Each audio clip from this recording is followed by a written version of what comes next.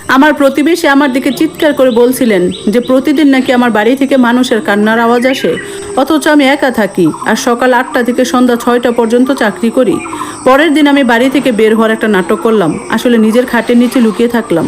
একটু পরে শুনলাম কে যেন এমনভাবে ভেতরে ঢুকলো যেন এই পুরো সংসারটা তারই। ভয়ে চোখ বন্ধ করে আমি নিজের শ্বাস চেপে রাখলাম। আমার শোবার ঘরের দরজাটা খুলে গেল, আর এরপর স্পিকার থেকে যে কণ্ঠস্বরটা ভেসে এলো তা শুনে আমার রক্ত হিম হয়ে গেল। আমার নাম লায়লা সুলতানা, বয়স 39 বছর। আর এই বৃহস্পতিবারের আগ পর্যন্ত আমি বিশ্বাস করতাম যে মানুষ মারা গেলে আর কোনোদিন ফিরে আসে না। আমার স্বামী আরিফ 2 বছর আগে মারা গেছে চট্টগ্রাম হাইওয়েতে একটা ভয়াবহ সড়ক দুর্ঘটনা। রাত 3টায় আসার একটা ফোন কল, একটা লাশ যা আমাকে ভালো করে দেখতেও দেওয়া হয়নি। সাদা কাফন আর গোলাপ জলে ঘেরা একটা জানাজা, যেখানে সবাই আমাকে এসে বলেছিল যেন আমি শক্ত থাকি। এরপর থেকে আমি ঢাকার এক নিরিবিলি উপশহরে এই একতলা বাড়িটায় একাই থাকতাম। আমি একটা ইন্স্যুরেন্স কোম্পানিতে অ্যানালিস্ট হিসেবে কাজ করি। সকাল 8টার আগে বেরিয়ে যাই আর ফিরতে ফিরতে রাত প্রায় হয়ে যায়। আমার জীবনটা ছিল একদম সাদামাটা, ঝটপট এক কাপ চা, অফিস, জ্যামের ক্লান্তি, একটা ঠান্ডা রাতের খাবার আর এক নিঝুম নিস্তব্ধ বাড়ি। সেদিন সন্ধ্যায় গাড়ি থেকে নামার পর আমার পাশের বাড়ির রাবেয়া খালা সীমানার বেড়ার কাছে আমার জন্য অপেক্ষা করছিলেন। তিনি হাত দুটো বুকের উপর বেঁধে বেশ কড়া চোখে আমার দিকে তাকিয়েছিলেন। লায়লা, আর নেওয়া যাচ্ছে না, দিনের বেলা তোমার বাড়ি থেকে বড্ড বেশি আওয়াজ আসে। আমি একটা ক্লান্ত হাসি হেসে বললাম, খালা এটা তো অসম্ভব, বাড়িতে তো কেউ থাকে না। তিনি হাসলেন না, গম্ভীর গলায় বললেন, তাহলে এই কান্নাকাটির আওয়াজ কোথা থেকে আসে? আমার বুকের ভেতরটা কেমন যেন খসখস করে উঠলো। কিসের কান্না? একটা মেয়ের গলা, মনে হয় কেউ ঝগড়া করছে কিংবা বাচ্চার জন্য আকুতি মিনতি করছে। গতকালও হয়েছে, তার আগের দিনও হয়েছে। আমি আমার সদর দরজার দিকে তাকালাম, তালা দেওয়া একদম ঠিকঠাক, সব সময়ের মতো। অন্য কোনো বাড়ি থেকে হতে পারে। রাবেয়া খালা মাথা নাড়লেন। আমি কানে কম শুনি না মা, আওয়াজটা তোমার বাড়ি থেকে আসছিল। আমি ঘরে ঢুকলাম, নিজেকে বোঝানোর চেষ্টা করলাম যে খালা হয়তো বাড়িয়ে বলছেন। আমি জানালাগুলো পরিষ্কার করলাম, পেছনে উঠোন, রান্নাঘর, মেহমানদের ঘরের আলমারি সব দেখলাম, এমনকি বাথরুমটাও বাদ দিলাম না। যেখানে এখন আরিফের পুরনো রেজারটা রাখা আছে, ওটা ফেলে দেওয়ার মতো মন আমি কখনো করতে পারিনি। কোথাও কিচ্ছু নেই, কোনো টাকা পয়সা হারায়নি, জোর করে ঢোকার কোনো চিহ্ন নেই, অপরিচিত কোনো পায়ের ছাপ ও অদ্ভুত কোনো গন্ধ নেই। কিন্তু সেদিন রাতে আমার আর ঘুম এলো না। ঘরের মেঝের সামান্যতম মসমস শব্দ আমার চোখ দুটো ছিটকে খুলে যাচ্ছিল। রাত 2টোর দিকে মনে হলো করিডোরে কেউ যেন দীর্ঘশ্বাস ফেললো। আমি লাইট জ্বালালাম, কিচ্ছু নেই। ভোর 4টার দিকে যখন পানির মোটরটা কেঁপে উঠলো, আমি ভয়ে কেঁপে উঠলাম। আমি বিছানায় উঠে বসলাম, হাঁটু দুটো বুকের কাছে টেনে নিয়ে নাইট স্ট্যান্ডে রাখা আরিফের ছবির দিকে তাকিয়ে রইলাম। আমি বোধহয় পাগল হয়ে যাচ্ছি, নিজে নিজেই ফিসফিসিয়ে বললাম। কিন্তু ভোরে যখন চা বানাতে গেলাম, এমন একটা জিনিস দেখলাম যা আগের রাতে সেখানে ছিল না। সিঙ্কের পাশে বাসন শুকানোর রেখে একটা পরিষ্কার মগ রাখা। আমি রাতে কোনো বাসন ধুইনি, আর এই মগটা তো আমি ব্যবহারই করিনি। এটা ছিল আরিফের প্রিয় মগ, নীল রঙের, হাতলের কাছে একটুখানি চটা ওঠা। আমার হাত থেকে চামচটা পড়ে গেল। সেদিন আমি অফিসে গেলাম না, মানে যাওয়ার ভান করলাম। ঠিক সকাল 8টায় আমি আমার ব্যাগটা নিলাম, দরজায় তালা দিলাম, রাবেয়া খালাকে বরাবরের মতো হাত নেড়ে বিদায় জানিয়ে গাড়ি স্টার্ট করলাম।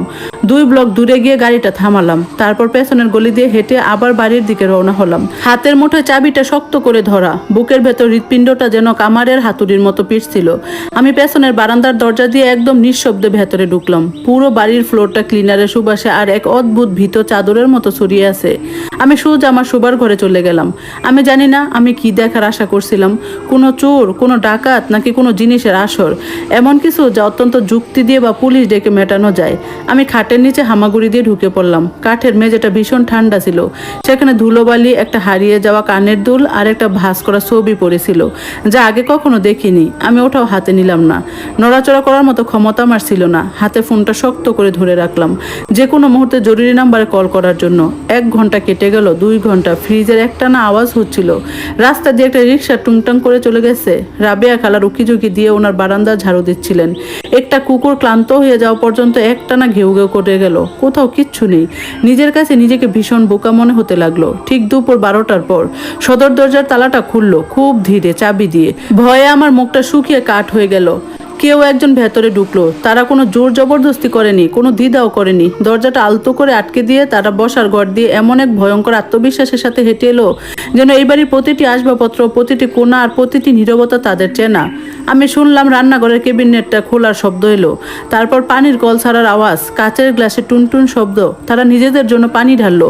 আমার হাত দুটো কাঁপতে শুরু করলো। পায়ের আওয়াজটা এবার করিডোর ধরে এগিয়ে আসতে লাগলো। হিলের খটখট শব্দ। একজন নারী, সে ঠিক আমার শোবার ঘরের সামনে এসে থামলো। দরজাটা সামান্য একটু ক্যাসক্যাস করে শব্দ করে খুললো। খাটের নিচ থেকে আমি প্রথমে তার কালো পাম সুজোড়া দেখতে পেলাম, তারপর ফর্মাল প্যান্টের নিচের অংশ, এরপর একটা লাল রঙের দামি হ্যান্ডব্যাগ এসে পড়লো সেই চেয়ারটার উপর যেখানে আরিফ তার ইস্ত্রি করা শার্টগুলো রাখতো। নারীটি একটা দীর্ঘশ্বাস ফেললো। তুমি আবার সবকিছু একদম আগের মতো রেখে দিয়েছো, সে মৃদু স্বরে বলল। আমার বুকের ভেতরটা দুমড়ে মুচড়ে গেল। সে তার ফোনটা বের করলো, একটা নাম্বারে ডায়াল করে স্পিকার দিল।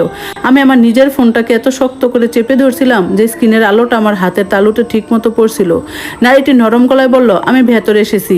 ওপাশে একটু নীরবতা, তারপর স্পিকারের ওপাশ থেকে একটা কণ্ঠস্বর বেশি এলো, এমন একটা কণ্ঠস্বর যাকে আমি 2 বছর আগে নিজের হাতে কবর দিয়ে এসেছিলাম। লায়লা কি এখনো কিছু টের পেয়েছে?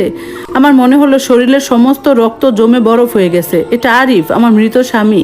নারীটি খাটের কাছে এসে এগিয়ে এলো, তার জুতো জোড়া এসে থামলো ঠিক আমার মুখের সামনে। সে ওপাশ থেকে উত্তর দিল, হ্যাঁ টের পেয়েছে। আর সবচেয়ে বড় সর্বনাশটা কি জানো? সে আজ অফিসে যায়নি, বাড়িতেই। খাটের নিচে শুয়ে থাকা অবস্থায় আমার বুকের ধুকপুকানি এত জোরে হচ্ছিল যে মনে হচ্ছিল ঘরের সবাই শুনতে পাচ্ছে।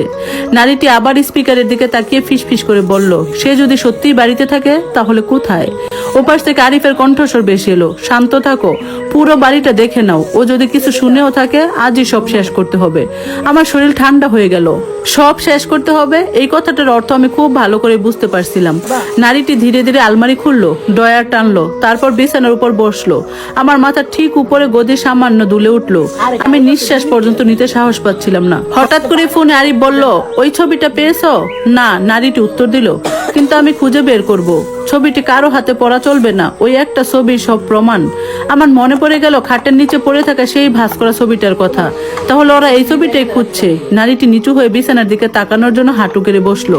আমার গলা শুকিয়ে কাঠ হয়ে গেল। আর মাত্র কয়েক ইঞ্চি এগুলোই সে আমাকে দেখে ফেলবে। ঠিক তখনই বাহিরের কলিং বেল বেজে উঠলো। নারীটি বিরক্ত হয়ে দাঁড়িয়ে গেল, জানালার ফাঁক দিয়ে উকি দিয়ে বলল, ওই বুড়ি প্রতিবেশী আবার এসেছে। রাবেয়া খালার কণ্ঠ ভেসে এলো, মা লায়লা বাড়িতে আসো। নারীটি তাড়াতাড়ি ফোনটা কেটে দিল, তারপর খুব দ্রুত হ্যান্ডব্যাগটা তুলে নিয়ে পেছনের দরজা দিয়ে বেরিয়ে গেল। পুরো বাড়ি আবার নিস্তব্ধ হয়ে গেল। আরো 5 মিনিট অপেক্ষা করার পর আমি কাঁপতে কাঁপতে খাটের নিচ থেকে বের হলাম। মেঝেতে পড়ে থাকা বাস করা ছবিটা হাতে নিতে আমার হাত অবশ হয়ে গেল।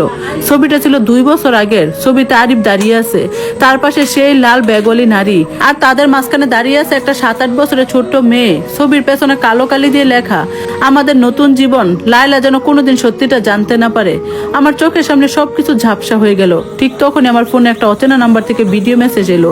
কাপা হাতে ভিডিও চালু করতে স্ক্রিনে ভেসে উঠলো একটা অন্ধকার ঘর। ক্যামেরার সামনে ধীরে ধীরে এসে দাঁড়ালো একজন মানুষ। আলো তার মুখে পড়তে আমার মুখ থেকে চাপা চিৎকার বেরিয়ে এলো, সে আরিফই, জীবিত। সে ক্যামেরার দিকে তাকিয়ে মুচকি হেসে বলল, তুমি যদি এই ভিডিওটা দেখে থাকো তাহলে বুঝে নাও তুমি এমন একটা দরজা খুলে ফেলেছো যেটা 2 বছর ধরে বন্ধ ছিল। ভিডিওটা বন্ধ হয়ে গেল, আর ঠিক সেই মুহূর্তে আমার পেছনে শোবার ঘরের দরজাটা ধীরে ধীরে নিজে থেকে বন্ধ হয়ে গেল। দরজাটা ধীরে ধীরে বন্ধ হওয়ার শব্দে আমার পুরো শরীর কেঁপে উঠলো। আমি ঘুরে তাকালাম, কেউ নেই। তবু দরজাটার লকটা যেন ভেতর থেকে নিজেই ঘুরে গেল। কাপা হাতে আমি দরজার হাতল টানলাম, খুললো না। আমার বুকের ভেতরে আতঙ্ক জমে উঠলো। ঠিক তখনই ফোনে আবার সেই অচেনা নাম্বার থেকে একটা মেসেজ এলো, স্টোর রুমে যাও, সত্যিটা সেখানে লুকিয়ে আছে, কিন্তু সাবধান, তোমার উপর নজর রাখা আছে। আমি এক মুহূর্ত দ্বিধা করলাম, তারপর রান্নাঘরের পাশে ছোট্ট স্টোর রুমের দিকে এগোলাম। এই ঘরটায় আরিফ মারা যাওয়ার পর আর কখনো ঢুকিনি। দরজাটা খুলতে পুরনো কাঠ, ধুলো আর স্যাঁতস্যাঁতে গন্ধ নাকে এলো। টর্চ জ্বালিয়ে তাকাতেই কোণের একটা লোহার টাং চোখে পড়লো। টাংটা ছোট্ট একটা তালা ছিল। অদ্ভুত ব্যাপার, তালাটা আগেই খোলা। ঢাকনা তুলতে ভেতরে কয়েকটি ফাইল, একটি পুরনো মোবাইল ফোন আর একটা খাম পেলাম। খামের উপর আরিফের হাতের লেখা, যদি লায়লা এটা খুঁজে পায় তাহলে আর কিছু লুকিয়ে রাখার অর্থ নেই। আমার হাত কাঁপছিল। খাম খুলে ভেতরের ছবিগুলো বের করলাম। একটার পর একটা ছবিতে দেখা গেল আরিফ সেই লাল ব্যাগলি নারীর সঙ্গে বিভিন্ন জায়গায় ঘুরছে। শেষ ছবিটা দেখে আমার নিঃশ্বাস বন্ধ হয়ে গেল। সেটা ছিল একটা হাসপাতালের কেবিন। বিছানায় শুয়ে আছে আরিফ, আর ছবির কোণের তারিখ যেদিন সবাই বলেছিল সেদিন আরিফ মারা গেছে। আমি হতবাক হয়ে ফিস করে বললাম, তাহলে যার দাফন হয়েছিল সে কে? ঠিক তখনই ট্রাঙ্কের ভেতরে পুরনো মোবাইলটা নিজে থেকে কেঁপে উঠলো। স্ক্রিনে ভেসে উঠলো একটা নাম, আরিফ কলিং। আমি ভয়ে ফোনটা ফেলে দিতে গিয়েও নিজেকে সামলে নিলাম। ধীরে ধীরে কল রিসিভ করলাম। ওপাশে কয়েক সেকেন্ড নীরবতা, তারপর সেই পরিচিত কণ্ঠস্বর, তুমি যদি সত্যি সব জানতে চাও তাহলে আজ রাত ঠিক 12টায় পুরনো চট্টগ্রাম হাইওয়ে 17 নম্বর মাইল ফলকে চলে এসো। আমি কিছু বলার আগেই লাইন কেটে গেল। ঠিক তখনই বাড়ির বাইরে একটা গাড়ি এসে থামার শব্দ শুনলাম। জানালার ফাঁক দিয়ে তাকিয়ে দেখলাম দুজন কালো পোশাক পরা লোক দ্রুত আমার বাড়ির গেট খুলে ভেতরে ঢুকছে। তাদের একজনের হাতে ছিল ঠিক সেই লাল হ্যান্ডব্যাগটি। আমার বুকের ধুকপুকানি যেন পুরো